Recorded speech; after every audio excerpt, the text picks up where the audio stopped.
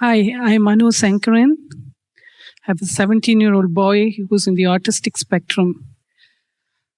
I want to talk about him mainly because we've seen miraculous changes in the last year and a half since we got our first blessings from Guruji. We met Guruji in January of 2010.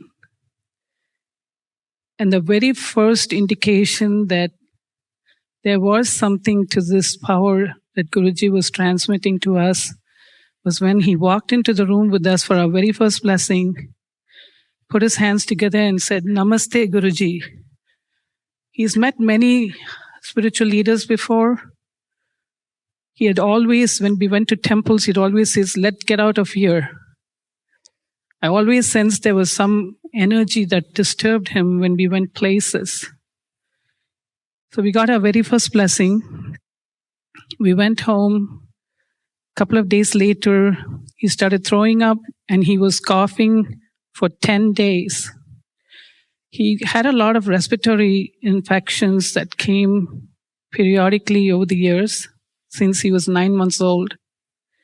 But after those 10 days of coughing, it went away, and since then, he's not had a respiratory infection at all. For 3 days after the very first blessing, he came up to me and put his hands on my face and said, "I love you, Amma." And that was the first time he said it without me asking him to say it to me. That experience was very moving for me.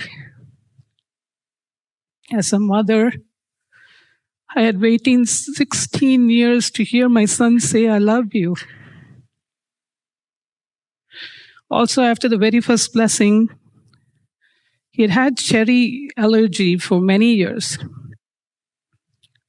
Guruji had told him, "You can eat anything you want, Sean." So he went to the store, got himself a bottle of cherry juice, and said, "Guruji said I can have anything I want," and drank it. There was no allergic reaction. Next time he went to the store, he got some real cherries. And again, he was fine. We continued to get a lot of personal blessings. And every time we went to see Guruji, we would have to wait at least 45 minutes. We knew there was a reason why Guruji was making us wait. He would get very restless initially, but as time went on, he got comfortable with it. And about 5 months ago, he sat in a room without asking for a cell phone or an iPad to distract him, and just closed his eyes and sat for 2 hours. He was always a hyper child, extremely hyperactive as a young boy. But over the years, we did lots of therapy, and there were some improvements.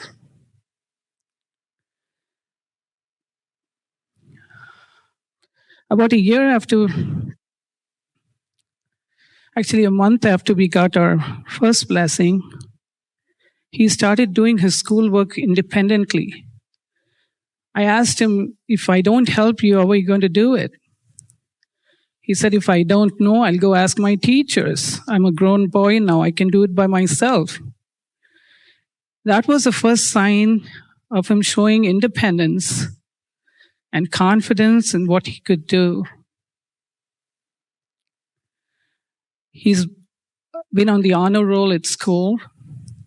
He's very excited about trying new experiences.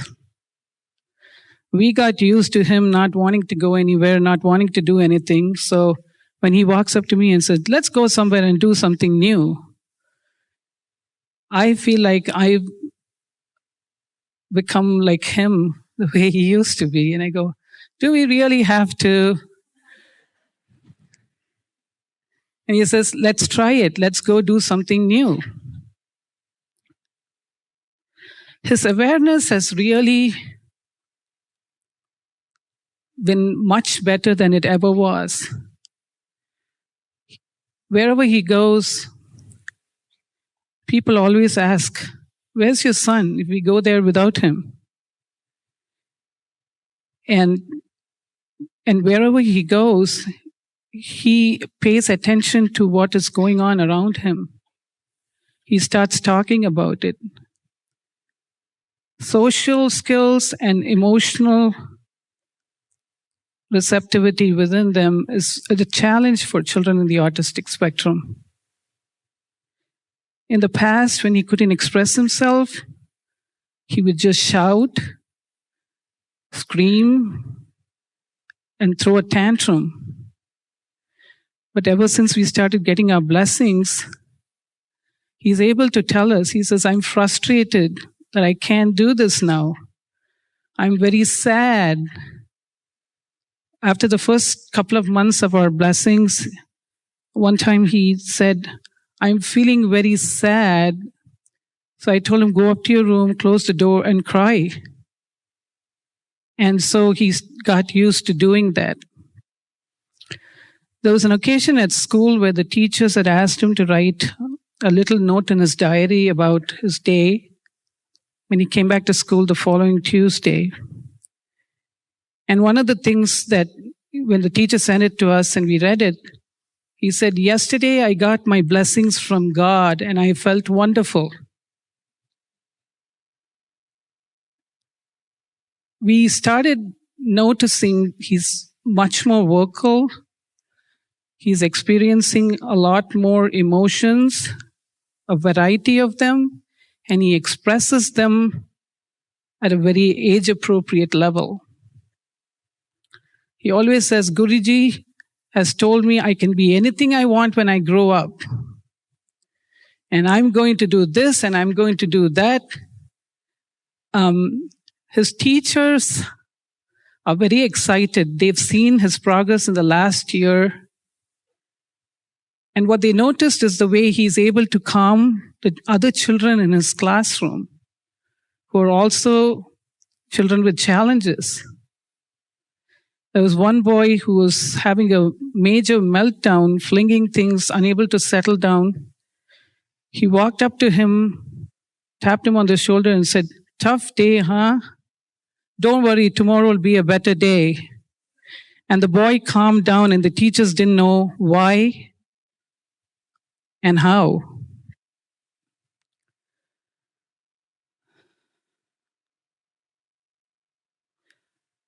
About 3 weeks ago, during the long weekend, we went to visit our family in Michigan. On the way there, he said, "I'm going to behave well when I get there." And I thought, okay, that means, no tantrums, no, stubbornness about doing something. But what stumped us when we got there was the way he initiated conversation with every member. There were 6 of them. He walked up to every single person and had a very normal conversation with every one of them. Even walked up to a brother-in-law of mine who never cooks and said, "On Sunday morning, you're going to make me eggs Benedicts for breakfast." And my husband and I just looked at each other and said, "Is he actually talking to everybody?" So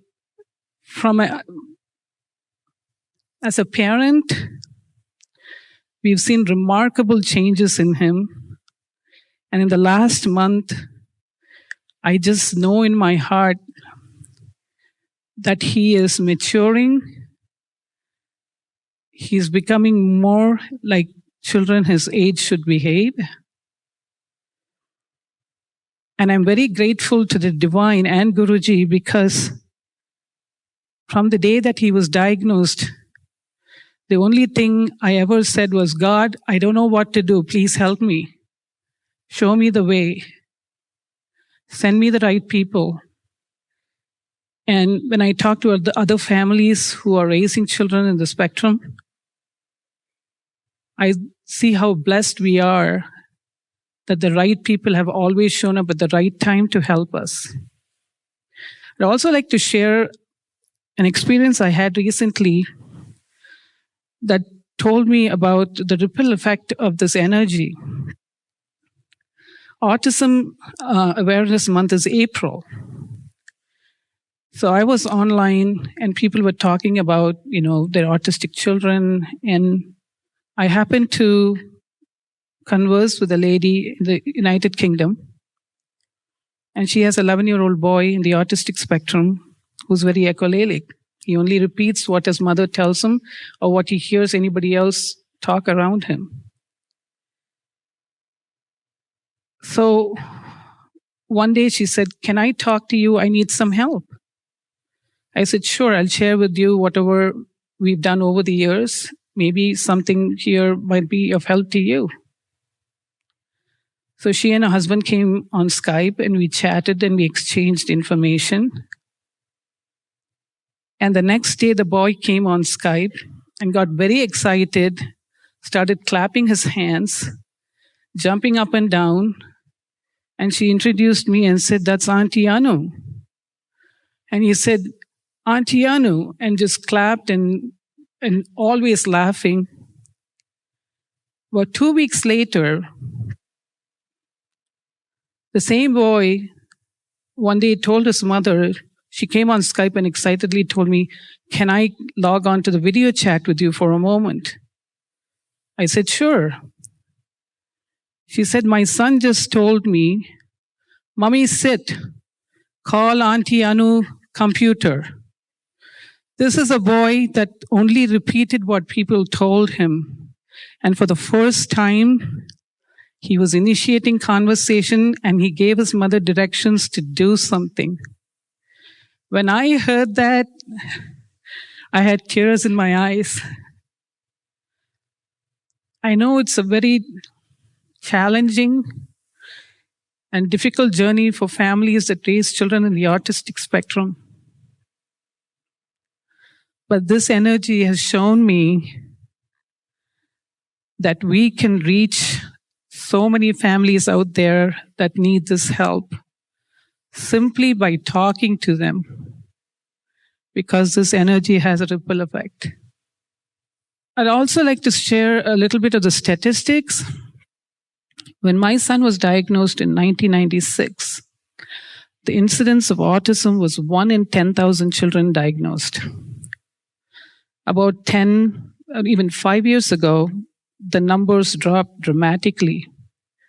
It was 1 in 150 children, mostly in states like New York, Florida, California, Illinois, and Oregon, where the diagnosis rate was 1 in 150 children.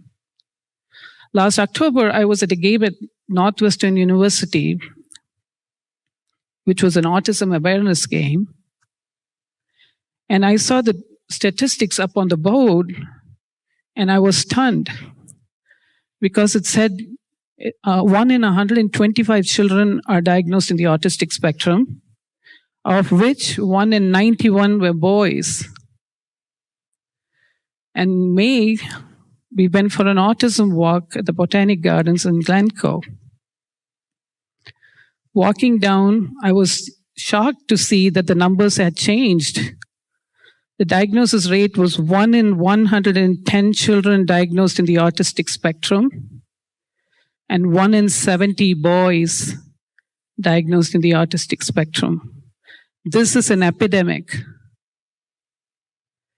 We are all going to encounter somebody who's raising a child with autism. And we should do anything we can to lend them a helping hand. Thank you.